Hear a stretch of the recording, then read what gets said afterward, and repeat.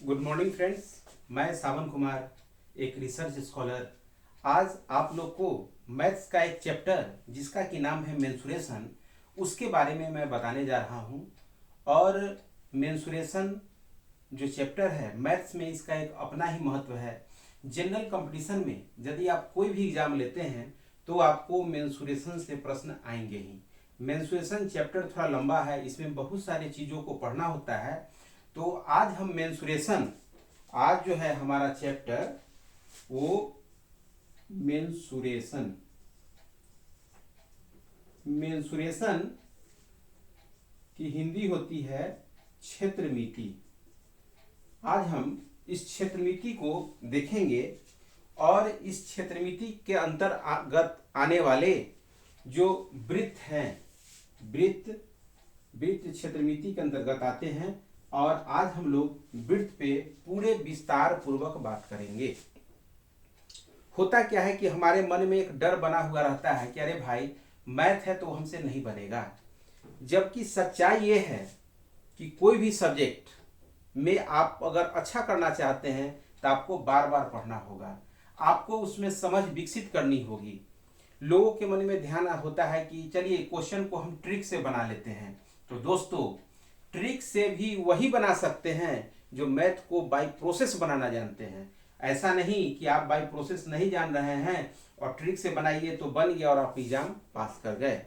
तो सबसे पहले यदि आपको एग्जाम पास करनी है तो मन में जो ख्याल है ट्रिक से कर लेंगे, शॉर्टकट तरीका, तो कंपटीशन का कोई शॉर्टकट तरीका नहीं है। एक सच्चाई ये है, आपके मित्र मंडली में या आपके घर परिवार में भी कोई सदस्य, वैसे सदस्य जो कि किसी कंपटीशन को compete किए हों, उनसे आप बात करेंगे तो वो आपको बताएंगे कि बिना पूरा पढ़े हुए कोई उपाय नहीं है। तो बेहतर है कि हम लोग सारे चीज को पढ़ के बार बार उसका रिवीजन करें और एग्जाम को पास करें। तो दोस्तों, आज जो है, आज हम देखेंगे वृत्त को, वृत्त यानी सर्किल को। मेंसुरेशन में सर्किल बहुत ही महत्वपूर्ण है और इसके एक एक चीज को हम लोग यहाँ पे जानेंगे। तो सबसे पहले मुद्दा ये उठता है कि वृत्त कहते किसको हैं। सिंपल क्या है कि जो वृत्त के बारे में, कि जैसे ये देखिए, ये गोलाकार घेरा क्षेत्र है, गोलाकार घेरा क्षेत्र है। तो वृत्त की जो परिभाषा होती है वो सिंपल ये होती है कि गोलाकार घेरा क्षेत्र वृत्त कहलाता है। वृत्त, गोलाकार घेरा समतल क्षेत्र, बोलिए गोलाकार घेरा समतल क्षेत्र वृत्त कहलाता है जिसकी त्रिज्या निश्चित होती है, जिसकी त्रिज्या निश्चित होती है। अब देखिए, कोई गोलाकार घेरा क्षेत्र है लेकिन कंडीशन क्या बोल रहा है, समतल क्षेत्र। इसका कहने का मतलब यह हुआ कि इस तरह से भी अगर कोई क्षेत्र गोला है, जैसे मान लीजिए, इसको थोड़ा सा समझना है कि अगर इस तरह से क्या है कि हम गोलाकार घेरा क्षेत्र कर देंगे तो ये वृत्त नहीं होगा। कारण इसके परिभाषा से स्पष्ट है कि गोलाकार घेरा क्षेत्र, गोलाकार घेरा समतल क्षेत्र वृत्त कहलाता है जिसकी त्रिज्या निश्चित होती है। अब देखिए, इसमें हम लोग जानेंगे कि त्रिज्या जो है वो क्या है। त्रिज्या क्या है, देखिए यहाँ पे त्रिज्या के बारे में हम लोग जानेंगे कि त्रिज्या क्या है, व्यास किसको बोलते हैं, परिधि किसको बोलते हैं, और क्षेत्रफल किसको बोलते हैं, अर्धवृत्त का क्षेत्रफल कैसे निकालते हैं, ये बहुत सारे चीज हैं। उसके बाद वृत्तखंड क्या होता है, ये सारी चीज को हम लोग आज यहाँ पे जानेंगे। तो आइए अब हम शुरू करते हैं एक एक के बाद एक। सबसे पहले हम इसके परिभाषा में देखते हैं कि गोलाकार घिरा समतल क्षेत्र वृत्त कहलाता है जिसकी त्रिज्या निश्चित होती है। अब त्रिज्या क्या होती है, तो जैसे देखिए कि ये वृत्त है, तो वृत्त के जो ठीक बीचों बीच वाला जो हिस्सा है इसे बोलते हैं केंद्र। क्या बोलते हैं? केंद्र बोलते हैं। और केंद्र से परिधि तक की दूरी, यानी ये जो गोला घिरा हुआ जो देख रहे हैं इसको बोलते हैं परिधि, सरकमफ्रेंस इस परिधि है। तो केंद्र से परिधि तक की जो दूरी है वो कहलाती है आपको त्रिज्या। आइए हम एक एक परिभाषा को लिखते भी चले, साथ में आप लोग कॉपी कलम लेकर बैठें। कॉपी कलम लेके बैठेंगे तब जाके कुछ सीख पाएंगे, नहीं तो बहुत मुश्किल हो जाती है। जैसे त्रिज्या है, त्रिज्या का परिभाषा हुआ, ये हो गया केंद्र, और ये जो देख रहे हैं ना इसको बोलते हैं परिधि। यानी परिधि जो मैथमेटिकल वर्ड है उसको हम यूज करते हैं। आप परिधि का मतलब ये समझिए कि कोई गोला फील्ड है, गोलाकार फील्ड है, और उसका जो बाउंड्री है, जैसे मान के चलिए कि हमारे पास में एक सीडी कैसेट है। गौर से देखिए, ये क्या है? एक वृत्त है। जैसे भगवान कृष्ण का सुदर्शन चक्र क्या है? वृत्त है। तो कोई भी गोलाकार, जैसे देख रहे हैं ना ये गोलाकार देखते हैं कि टेढ़ा मेढ़ा नहीं है, ये समतल है। तो कोई भी गोलाकार समतल क्षेत्र जो है वृत्त कहलाता है। और देखिए मेरी उंगली जहां पे निकली हुई है इसको बोलते हैं केंद्र। ये हो गया केंद्र, और यहां से लेकर ये वाला जो हिस्सा हो गया ये हो गई त्रिज्या। यानी केंद्र से परिधि तक की दूरी हम देखेंगे यहां, केंद्र से परिधि तक की दूरी त्रिज्या कहलाती है।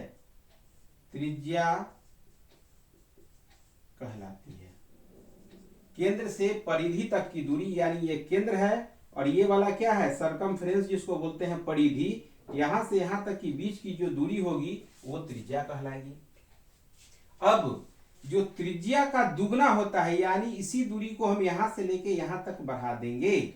यानी एक, अगर मान के चलिए त्रिज्या को इंग्लिश में रेडियस बोलते हैं, इसको अगर आप आर मान ले और इसको आर मान ले, तो त्रिज्या का दुगना व्यास होता है।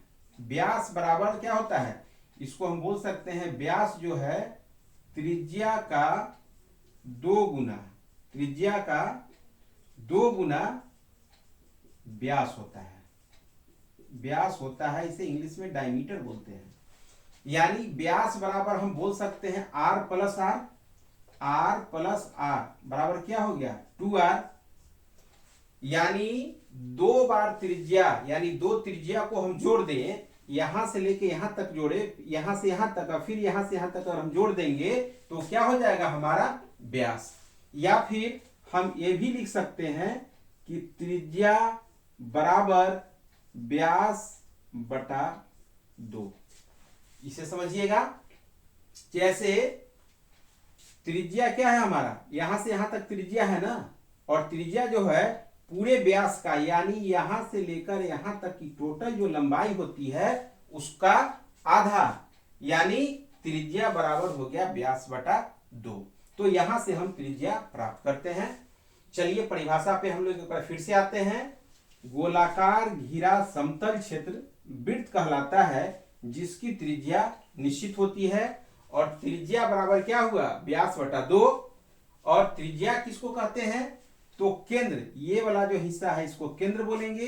केंद्र से परिधि तक की दूरी, यानी यहां तक की जो दूरी है वो त्रिज्या कहलाती है। दूसरी बात, व्यास जो है त्रिज्या को दोगुना व्यास होता है।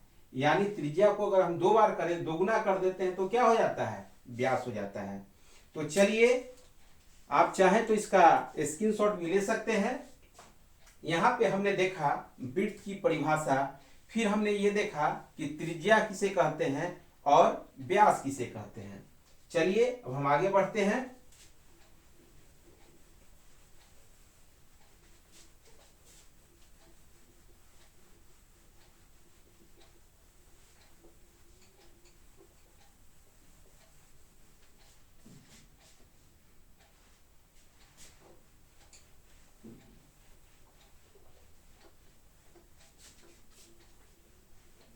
एकदम बेसिक से हम लोग चल रहे हैं, सारे प्रश्न को हम लोग करेंगे इस पे, लेकिन जरूरी है पहले जो बेसिक बात सब है उस चीज को समझना।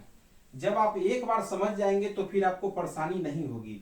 अक्सर बच्चों को यहीं पे परेशानी होती है, जो शुरुआत के समय में कोई फॉर्मूला कैसे होता है, क्षेत्रफल जो है उसको क्षेत्रफल किसको बोलते हैं, उसकी परिधि कैसे निकाली जाती है, परिधि किसको बोलते हैं, यही सब चीज जो है बच्चे को समझ में नहीं आता है, जिस कारण से परेशानी होती है। तो चलिए, हमने त्रिज्या देख लिया, व्यास देख लिया, अब हम क्षेत्रफल के बारे में बात करते हैं कि वृत्त का जो क्षेत्रफल होता है, पहले तो हम ये समझेंगे कि क्षेत्रफल बोलते किसको है। जैसे देखिए यहां पे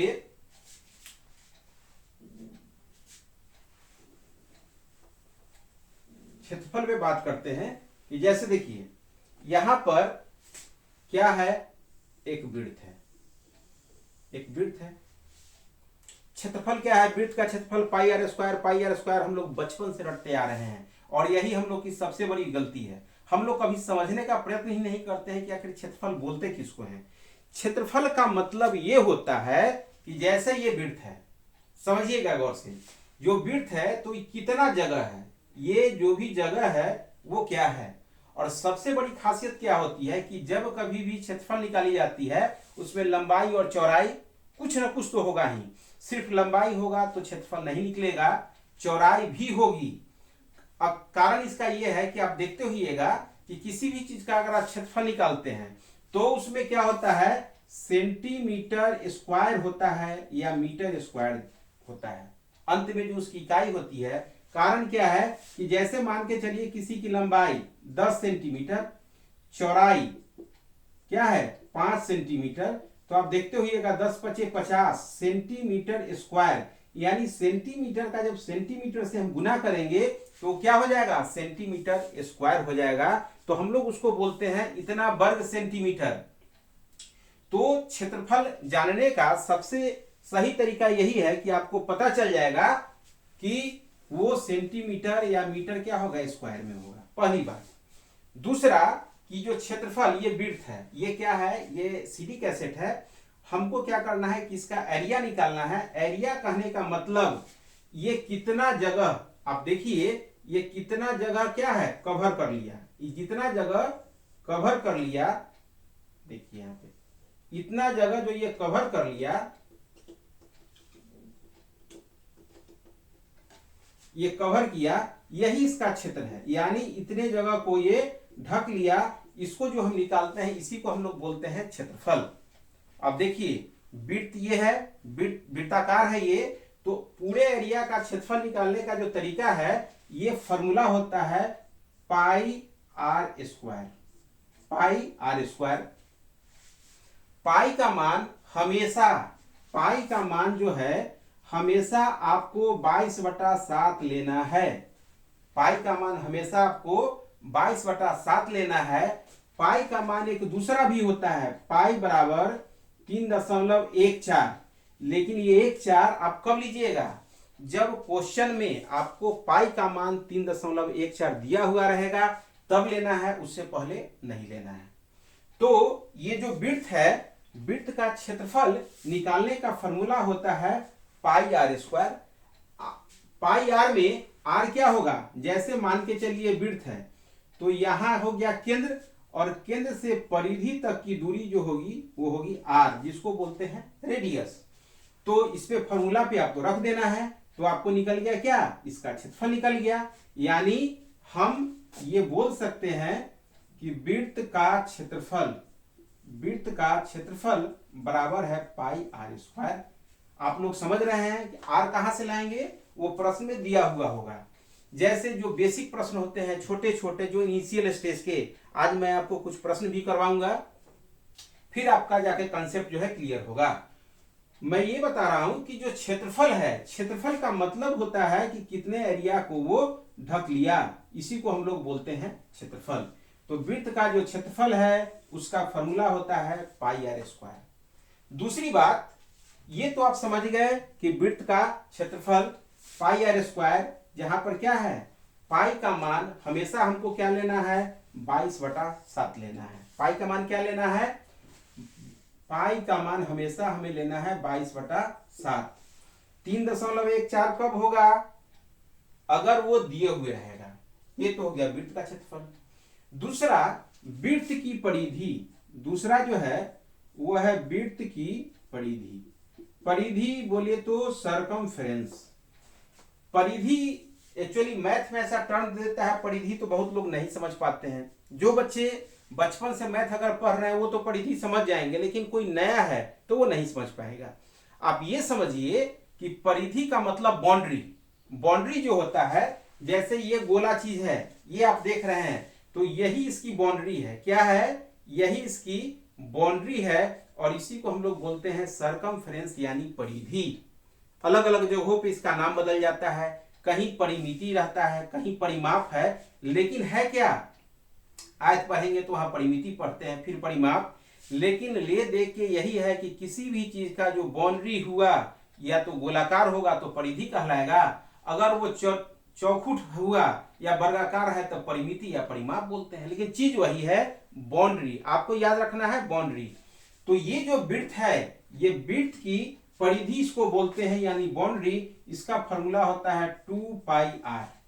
यानी आपको अगर रेडियस पता है, रेडियस पता है तो ये कितना लंबा है, ये जब भी होगा तो वर्ग इकाई में नहीं होगा, सिर्फ इकाई में होगा। यानी जब इसको निकालते हैं, जैसे एक एग्जांपल ले लें, यहां पर रेडियस बराबर दिए हुए हैं 7, मान लेते हैं 7 सेंटीमीटर क्या हो गया इसका रेडियस। तो वृत्त की जो परिधि है, वृत्त की परिधि क्या है? 2πr। फॉर्मूला पे रख देंगे 2, पाई का मान 22/7, आर का मान कितना दिए हुए हैं? 7 दिए हुए, तो 7 7 कट गया, 22 दूनी 44 सेंटीमीटर। ये निकल गए इसकी परिधि। तो परिधि में हमें ध्यान रखना है कि परिधि का मतलब क्या होता है? बाउंड्री। क्योंकि आगे चल के आपको प्रश्न इस पे बहुत सारे आएंगे। जैसे रहेगा कि कोई ट्रक है, उसका चक्का है, वो इतना किलोमीटर चल गया, तो कितना राउंड लगाया, तो आपको ये पता होना चाहिए कि एक राउंड में ये कितना मीटर चलेगा। उससे क्या होगी, जितनी दूरी होगी उसमें भाग कर देंगे, तो ये चक्का कितना बार नचा हमको ये पता चल जाएगा।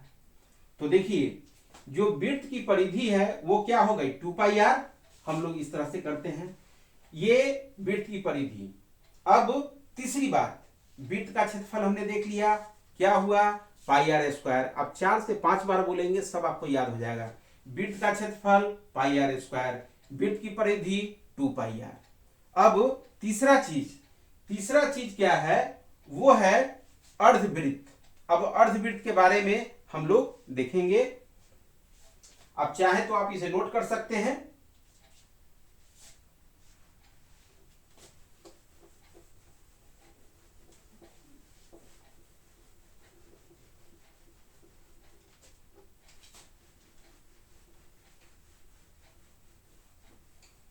अब वृत्त के बाद हम लोग आते हैं अर्धवृत्त। अब अर्धवृत्त को थोड़ा सा समझने का प्रयत्न कीजिए। उसमें भी कुछ जगह पे टेक्निकल समस्या आ जाती है, कि जैसे ये तो वृत्त है, ये वृत्त है, इसका यदि हमको क्षेत्रफल निकालना है तो हम सिंपल क्या बोलते हैं? πr²। πr² किए तो हमको क्या हो गया? टोटल एरिया का निकल गया। ये होता है वृत्त का क्षेत्रफल। वृत्त का क्षेत्रफल πr²। लेकिन अगर रहेगा अर्धवृत्त, तो अर्धवृत्त क्या होगा? जो वृत्त है, वृत्त का आधा भाग, वृत्त का जो आधा भाग हुआ वो क्या हो गया? हमारा अर्धवृत्त हो गया। वृत्त का आधा भाग क्या हो गया? अर्धवृत्त हो गया। अब अर्धवृत्त का अगर क्षेत्रफल निकालना है तो हमको करना कुछ नहीं है, वृत्त का क्षेत्रफल निकालेंगे, और अर्धवृत्त है, यानी जो क्षेत्रफल हमने निकाला उसका आधा भाग, यानी 2 से हम क्या करेंगे? भाग कर देंगे। 2 से क्या करेंगे? हम भाग कर देंगे।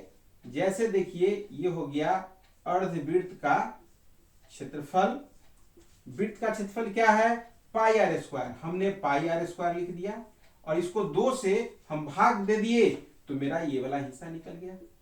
यानी अर्धवृत्त का जो क्षेत्रफल है वो क्या हो गया? πr²/2। अर्धवृत्त का क्षेत्रफल पाई आर स्क्वायर बाई 2। अब वृत्त की परिधि देखिए, वृत्त की परिधि हम लोग पढ़े थे 2 पाई आर, यही ना पढ़े हैं अभी। 2 पाई आर यानी 2 पाई आर करेंगे तो ये वाला हमारा क्या है 2 पाई आर, 2 पाई आर यानी त्रिज्या। लेकिन अर्धवृत्त की परिधि अगर हम करते हैं, अर्धवृत्त की हम परिधि करते हैं तो वृत्त की परिधि है 2 पाई आर। इसको हम 2 से भाग दे देंगे तो क्या होगा पाई आर। तो ये क्या निकल गया, नहीं निकला, क्योंकि ये पाई आर जो है यहां से लेकर यहीं तक है और पूछ रहा है परिधि, यानी परिधि मतलब हमने पहले ही आपको बता रखा है, परिधि मतलब बाउंड्री। तो बाउंड्री में क्या हुआ, देखिए आप, बाउंड्री में यदि हम पाई आर करते हैं तो पाई आर का मतलब हो गया सिर्फ यही हिस्सा, ये हिस्सा छूटा हुआ है। अब आप गौर कीजिए, यहां से लेकर यहां तक तो क्या है आर है, हमारा केंद्र से परिधि तक की दूरी क्या है त्रिज्या है। तो हम यहां पर एक आर यहां हुआ और एक आर यहां, जब ये दोनों को हम जोड़ देंगे तब ये बाउंड्री मेरा कंप्लीट हुआ। यानी पाई आर प्लस क्या हो जाएगा, आर प्लस आर क्या होगा 2r। तो इसमें क्या होगा, आर हमारा कॉमन हो जाएगा। अब हम लिखेंगे पाई प्लस 2, तो हमारा अर्धवृत्त की परिधि निकल गई। अर्धवृत्त की परिधि बोलिए तो, परिमाप बोलिए तो, परिसीमा बोलिए तो, सरकमफ्रेंस बोलिए तो, एक ही चीज है यानी बाउंड्री। तो अर्धवृत्त की जो परिधि है उसका फॉर्मूला क्या हो गया, r इंटू पाई प्लस 2। इतनी बात समझने में कोई परेशानी है। अब हम आगे की तरफ बढ़ेंगे। अब तीसरा हमने अभी देखा वृत्त का क्षेत्रफल, वृत्त की परिधि, फिर अर्धवृत्त का क्षेत्रफल, अर्धवृत्त की परिधि। अब हम देखेंगे वलय का क्षेत्रफल, वलय आखिर होता क्या है। चलिए हम लोग देखते हैं वलय का क्षेत्रफल। पहले तो ये समझिए कि वलय होता क्या है। इसके इंग्लिश से आप लोग को बिल्कुल समझ में आ जाएगा कि वलय किसको बोलते हैं।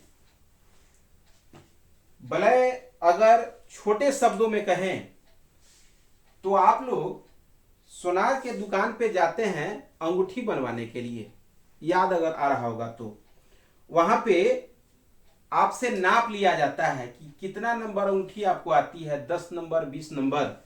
तो वो जो अंगूठी होती है वो कुछ इस प्रकार होती है। अंगूठी का जो नाप होगा वो गौर कीजिएगा कुछ इस तरह से रहता है,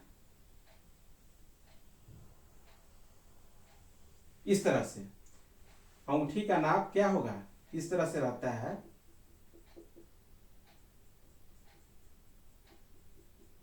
इसको हिंदी में बोलते हैं वलय। क्या बोलते हैं, वलय बोलते हैं। दूसरा नाम इसी का है छल्ला। दूसरा इसी का नाम क्या है, छल्ला। उसमें सुनार के यहाँ देखिएगा कि बहुत सारा रखा रहेगा। आपको शादी ब्याह में अक्सर होता है, बहुत लोग तो शौक से भी पहनते हैं। शादी ब्याह में तो भाई आपको अंगूठी मिलना है, लड़की वाले बोलेंगे कि भाई चलिए आप अपना नाप दे दीजिए। आप जाइएगा खुशी से, क्या चलिए मेरा इतना नंबर है, फोन से सूचित कीजिएगा कि मेरा इतना नंबर अंगूठी।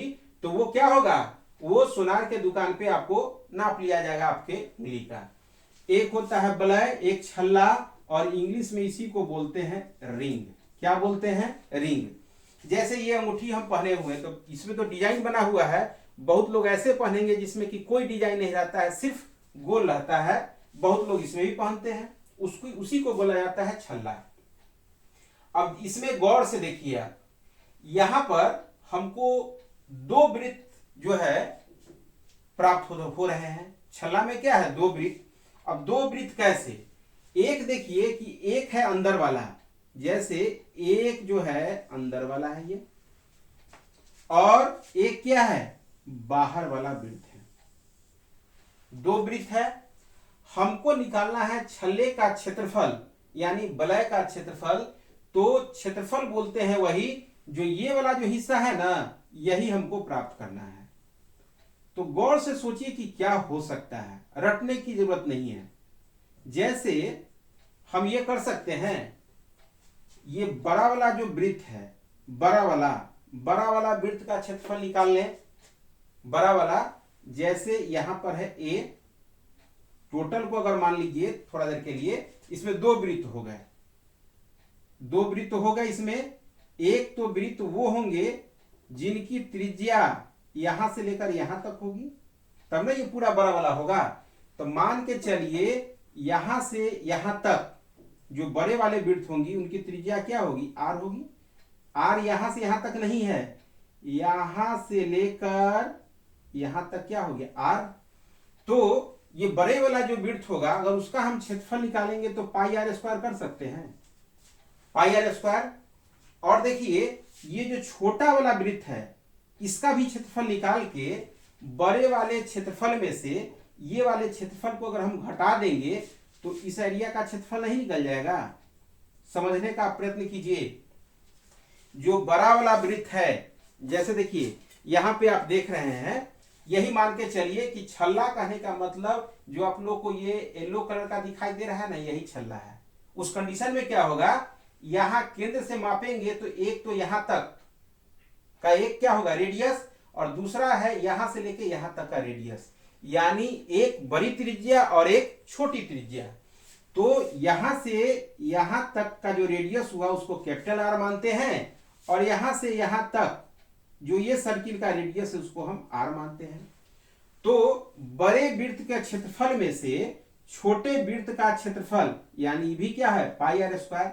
इसको अगर हम घटा देते हैं तो क्या है, ये वाला हिस्सा हमको निकल जाएगा और वही होता है वलय का क्षेत्रफल।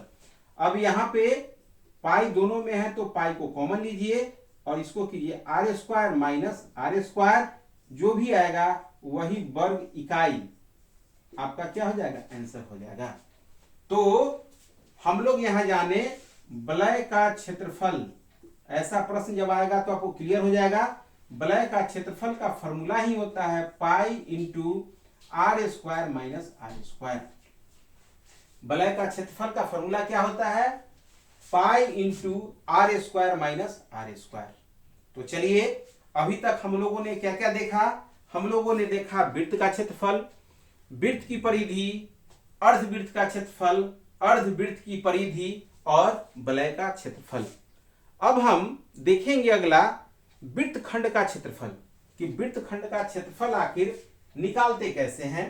पहले हम लोग उस पर देख लें, क्योंकि जब क्वेश्चन बनाएंगे उस समय ये सारा कॉन्सेप्ट हम लोग को काम आएगा। ऐसे क्या है कि कभी कोई क्वेश्चन आ जाता है, हम लोग उसको अच्छे से नहीं कर पाते हैं, कारण ये क्वेश्चन में कह क्या रहा है हम यही नहीं समझ पाते हैं। बनाना तो बहुत दूर की बात है, तो जरूरी है पहले क्वेश्चन को, कि क्वेश्चन हमको समझ में आ गया, और अगर समझ में आ गया तो बनाने का जो प्रोसेस है वो प्रोसेस अगर हम जान रहे हैं तो फिर कहीं क्या है, कोई परेशानी नहीं होगी। तो आगे हम देखते हैं वृत्तखंड। अब वृत्तखंड के बारे में थोड़ा समझिए।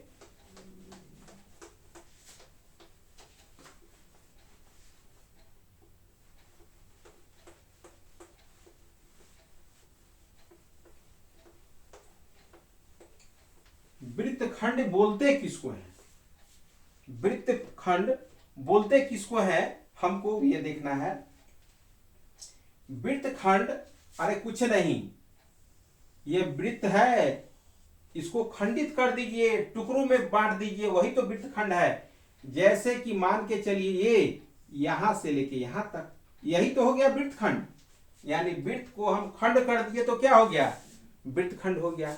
अब वृत्तखंड में देखिए लफड़ा कहीं कुछ नहीं है, जैसे है तो ये भी क्षेत्रफल ही ना, ये पूरे भाग का कुछ ना कुछ तो हिस्सा होगा वृत्तखंड।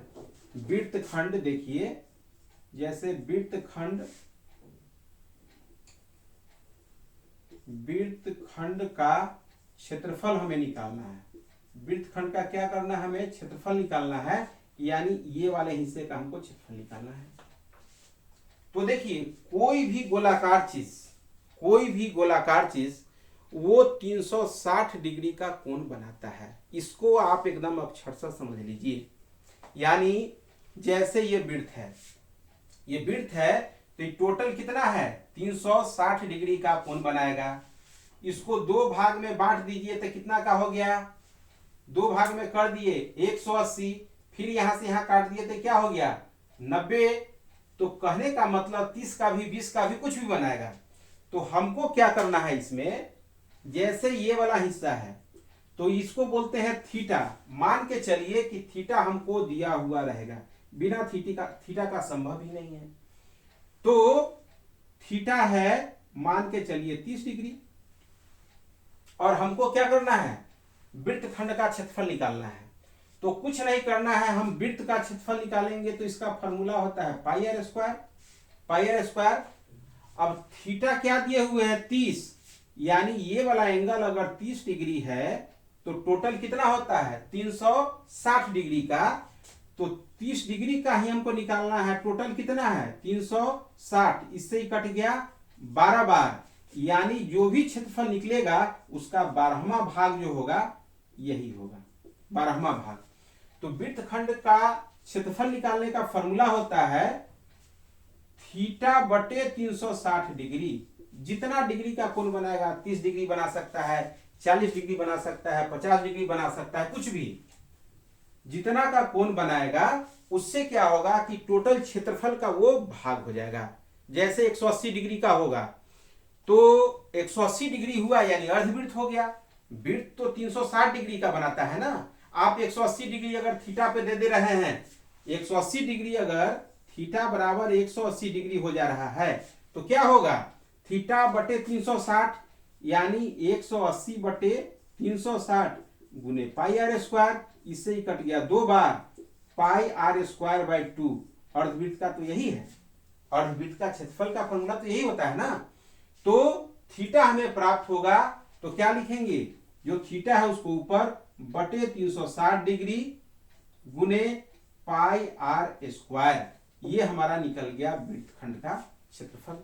क्या निकल गया, वृत्तखंड का क्षेत्रफल। दूसरा, एक यहां पे जैसे मान के चलिए ओ ए बी, ये हुआ ना वृत्तखंड ओ ए बी का क्षेत्रफल, तो हम इस तरह से निकाल लिए। और दूसरा, ये जो ए बी चाप है, ए बी चाप, कभी कभी चाप की लंबाई भी आपसे क्या करेगा, पूछ देगा चाप की लंबाई ए बी का क्या हुआ यहां से यहां तक। तो इसमें भी कुछ नहीं करना है। जैसे टोटल जो है वो क्या है, वृत्त की परिधि है ना। जैसे मान के चलिए आपसे यहां पर पूछता है वृत्त चाप की लंबाई पूछ लिया। आपने क्या किया, टोटल लंबाई जो होगी इसकी वृत्त की, यानी वृत्त की परिधि होगी, आपने उसको लिख लिया 2 पाई आर इंटू जितना एंगल का बना हुआ है इंटू थीटा अब बटे 360 डिग्री। यानी ये टोटल लंबाई है, उसका जैमा भाग है, कैमा भाग है, ये पता चलेगा किससे, थीटा से। थीटा जितना का होगा उसको ऊपर में लिखेंगे और उसके नीचे 360 डिग्री लिख देंगे, तो हमको क्या होगा, वृत्त चाप की लंबाई निकल जाएगी। तो आइए अब हम कुछ प्रश्न को करते हैं, ज्यादा नहीं, धीरे धीरे हम एक दो प्रश्न ही लेंगे और फिर हम लोग वृत्त से रिलेटेड जितने भी प्रश्न है हर प्रश्न को बनाएंगे। आइए अब चाहे तो इसका स्क्रीनशॉट ले सकते हैं।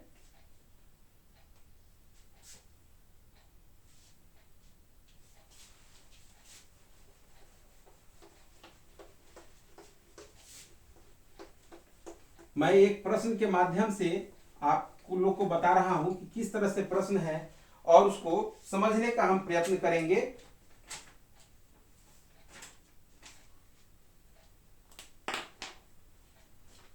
दो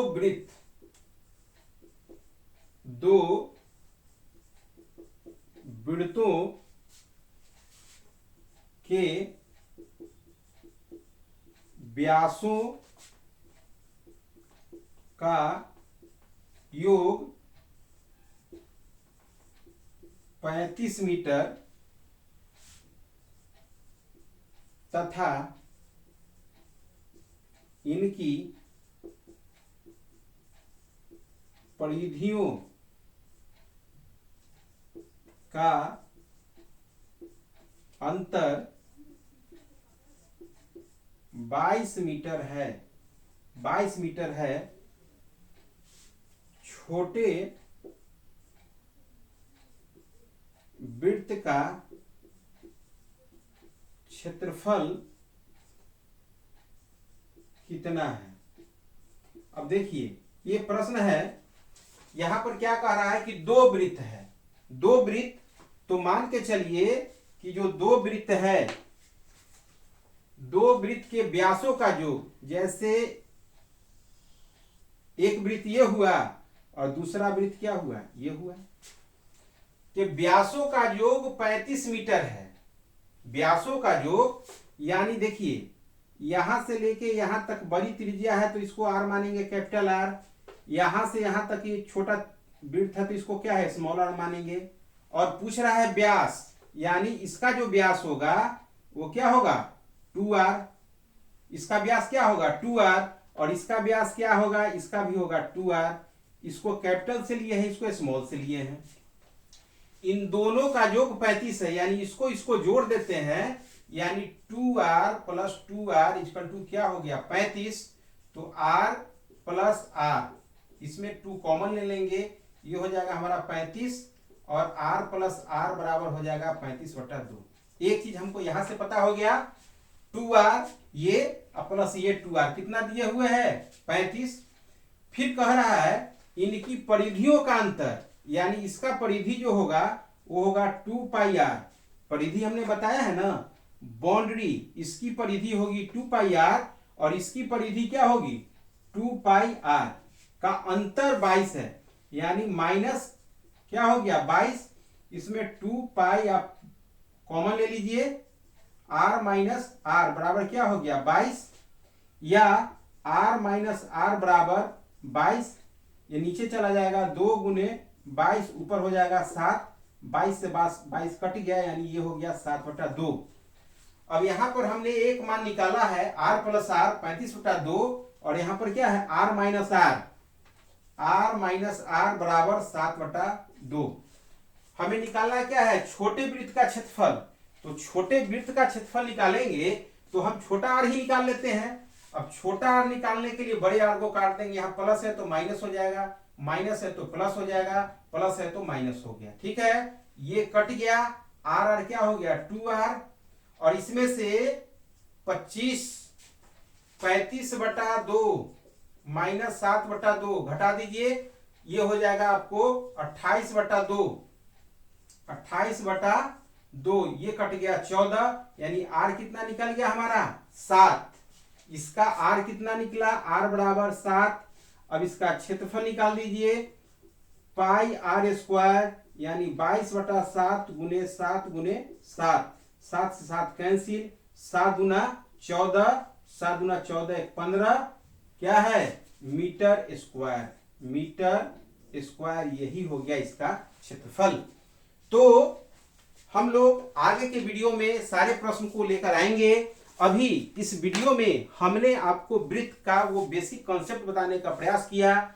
आप इस फील्ड में नए हैं, आप इसे बार बार पढ़िए। और आज का वीडियो यदि आप लोग को अच्छा लगा तो इसे लाइक, शेयर और सब्सक्राइब करना न भूलें। साथ ही अपने दोस्तों को आप शेयर करें, क्योंकि जितना आप शेयर करेंगे हमें मोटिवेशन प्राप्त होगा और फिर मैं नए नए वीडियो लेकर आपके सामने आऊंगा। चलिए, धन्यवाद।